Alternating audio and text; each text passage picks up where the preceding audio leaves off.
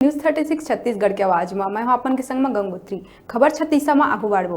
प्रदेश में 16 जून यानी बुधवार ले नवा शिक्षा सत्र के शुरुआत हो गए है, जेकर बाद अब 2021-22 के कक्षा संबंधी अध्ययन के कार्य शुरू करे जाए। कोरोना के संक्रमण ला देखत हुए स्कूल मन में फिलहाल शिक्षक और अन्य स्टाफ मन ही स्कूल आही और स्कूल में पढ़ैया लइका मन ला फिलहाल स्कूल आके पढ़ाई करे ले दूर ही रखे गए। बता दें कि स्कूल मन में एडमिशन समेत अन्य कार्य ला फिलहाल संपन्न कराए जाही।